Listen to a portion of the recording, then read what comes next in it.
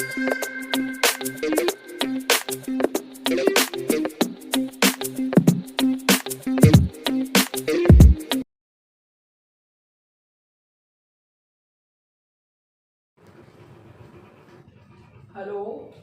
Good morning student.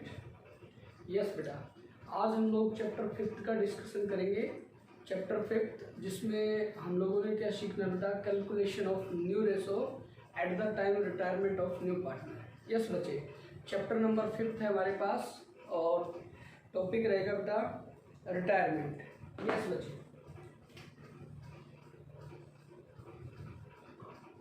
Retirement of partner.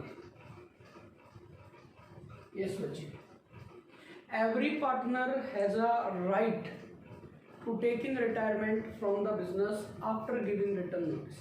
Yes बच्चे, देखिए हम लोगों ने राइट्स ऑफ पार्टनर की डिस्कशन की थी चैप्टर 2 में, फंडामेंटल ऑफ पार्टनरशिप में। वहाँ पर हमने पार्टनर्स के राइट की बात की थी बेटा। तो सभी पार्टनर के पास एक राइट होता है कि जब वो चाहे फर्म को रिटर्न में नोटिस देकर फर्म से रिटायरमेंट ले सकते हैं। तो जब भी फर्म से बेटा किसी पार्टनर का रिटायरमेंट होता है तो हमारे सामने सबसे पहली जो प्रॉब्लम आती है वो प्रॉब्लम आती है बेटा calculation of new ratio of the remaining partner. Yes बच्चे, तो जो रिमेनिंग पार्टनर है उसका रेशो हम लोग कैसे फाइंड करते हैं, तो उसके लिए हमारे पास कुछ केस है बेटा। तो केस फर्स्ट को हम लोग यहाँ पर जो है डिस्कस करेंगे। चेक करें बच्चे, केस फर्स्ट में बेटा देखिए आपको जो है न्यू पार्टनर रिमेनिंग पार्टनर का न्यू रेशो फाइंड करना है। जब कोई पार्टनर बेटा बिजनेस से रिटायरमेंट लेता है तो उसके बाद जो बचे हुए पार्टनर है उसका रेशो हम लोग कैसे निकालेंगे। केस फर्स्ट में हम बात करेंगे when a partner retire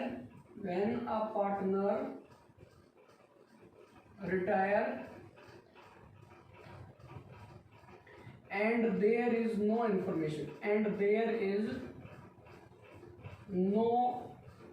other information। Yes बच्चे, और कोई इंफॉर्मेशन नहीं है, सिर्फ एक पार्टनर जो है वो बेटा बिजनेस से क्या लेता है, रिटायरमेंट लेता है। तो न्यू रेशो कैसे फाइंड करेंगे। सबसे पहले देखिए बेटा एग्जांपल हम यहाँ पर लेंगे। सपोज कर लीजिए बेटा यहाँ पर X Y and Z are partner. यहाँ पे 3 पार्टनर हमारे पास एक्स वाई और जेड, और रेशो यहाँ पर आपको दिया गया है 3:2:1। ठीक है बच्चे, आपसे क्या बोला गया है, find the new ratio if x retire. X यहाँ से क्या हो चुका बच्चों, रिटायर हो चुका है। तो यहाँ पर देखिए एक्स यहाँ से रिटायर हो चुका है तो हमारे पास रिमेनिंग पार्टनर वाई और जेड रहेंगे। तो न्यू रेशो हमारे पास new ratio of Y and Z will be, Y और जेड का जो न्यू रेशो रहेगा बेटा वो हमारे पास हो जाएगा 2:1। यस बच्चे, इसी केस में हम बात करेंगे बेटा इफ वाई रिटायर। अगर मान लीजिए बच्चे इस क्वेश्चन में अगर हमारा वाई रिटायर हो जाता है तो रिमेनिंग पार्टनर हमारे बचेंगे यहाँ पर एक्स और जेड। तो न्यू रेशो जो हमारा होगा new ratio of X and Z will be, X और जेड का जो न्यू रेशो होने वाला है यहाँ पे वो होने वाला है 3:1। यस बच्चे, इसी केस में अगर मान लीजिए बेटा यहाँ पर जेड रिटायरमेंट ले लेता है, जेड बिजनेस से रिटायरमेंट ले लेता है यानी जेड बिजनेस से चला जाता है, तो हमारे पास रिमेनिंग पार्टनर यहाँ पर एक्स और वाई यहाँ पर रहने वाले हैं। तो न्यू रेशो हम लोग यहाँ पर बताएंगे इफ जेड रिटायर। अगर मान लीजिए इसी क्वेश्चन में जेड हमारा रिटायर हो जाता है then new ratio of X and Y will be, X और वाई का जो न्यू रेशो यहाँ पर होगा बेटा वो हो जाएगा आपका 3:2।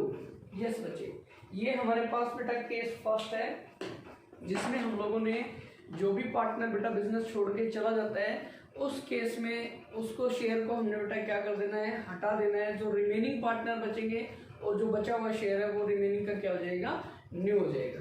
चलिए बच्चे, केस सेकंड की हम बात करेंगे यहाँ पे।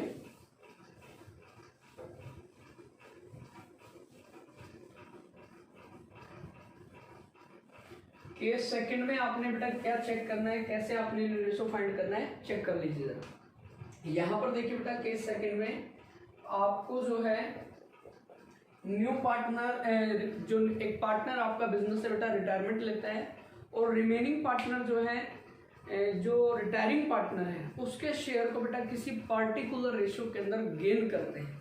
तो ऐसी सिचुएशन में हम लोग क्या करेंगे बच्चे, उसके लिए आपको ये एग्जांपल देखना है।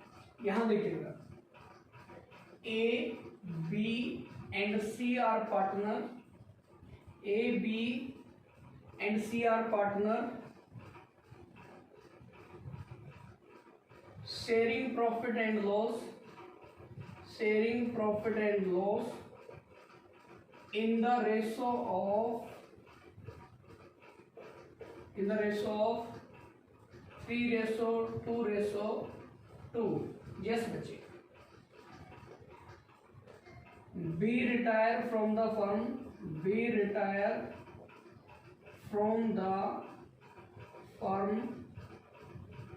and B's share taken by A and C in the ratio of 2:1. Yes बच्चे, यहाँ पर जो है बी रिटायरमेंट ले लेता है और बी का जो शेयर है वो अदर पार्टनर यानी रिमेनिंग पार्टनर एक पार्टिकुलर रेशियो के अंदर गेन करते हैं। तो बेटा ऐसे क्वेश्चन को हम लोगों ने कैसे सॉल्व करना है, ध्यान से चेक कीजिए। सबसे पहले देखिए बेटा, यहाँ पे आपको ओल्ड रेशियो दिया हुआ है, old ratio of A B and C. यहाँ पर ए बी सी तीनों का आपको रेशियो दिया गया बेटा 3:2:2। याद रखना बच्चे, हर बार बी रिटायर हो जरूरी नहीं है, बट इस क्वेश्चन में बी रिटायर हुआ है, यहाँ से ये बी जो है रिटायरमेंट ले रहा है, बी ने रिटायरमेंट लिया बेटा, और बी का जो शेयर है वो रहेगा बेटा 2/7 यहाँ पर रहेगा। तो यहाँ देखिए बेटा, बी के शेयर को गेन करेगा कौन, B share will get A and C in the ratio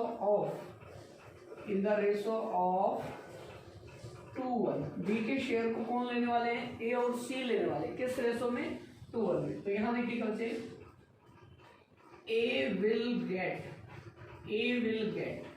ए को कितना मिलने वाला है बी में से बेटा, बी का शेयर है 2/7 और बी को यहाँ पर मिलने वाला है, सॉरी ए को यहाँ पे मिलने वाला है बेटा 2/3, यानी हो जाएगा बेटा 4/21। ये किसको मिलने वाला बच्चे, ए को मिल रहा है।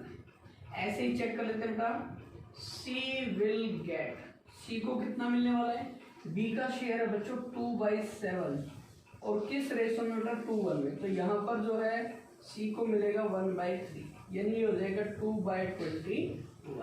यस बच्चे, तो देखिए बेटा बी के शेयर में से ये ए को मिल गया और ये किसको मिल गया, सी को मिल गया। तो अब हम लोग क्या करने वाले हैं, ए का रेशो जो है वो फाइंड करने वाले हैं। चेक कीजिएगा बच्चे, एज न्यू शेयर, ए का न्यू शेयर कैसे आएगा, सबसे पहले देखिए बेटा ए के पास पहले कितना है, ए के पास पहले है 3/7 प्लस में उसको आज मिला है 4/21, प्लस कर देंगे बच्चे, एलसीएम वही 21 आ रहा है, 7 3 जा 3 3 जा यहाँ पे 9 हो जाएगा प्लस 4 हो जाएगा 13/21। ये हो जाएगा ए का new share, C's new share. अब यहाँ पर हम सी की बात करेंगे, सीज न्यू शेयर, सी का न्यू कैसे निकलेगा बच्चे, सी के पास पहले कितना है 2/7 है पहले और आज उसको मिला हुआ है 2/21, प्लस कर दीजिए, यहाँ पे एलसीएम फिर से 21 आ रहा है, 7 3 जा 3 2 जा 6 प्लस 2 इज इक्वल टू 8/21।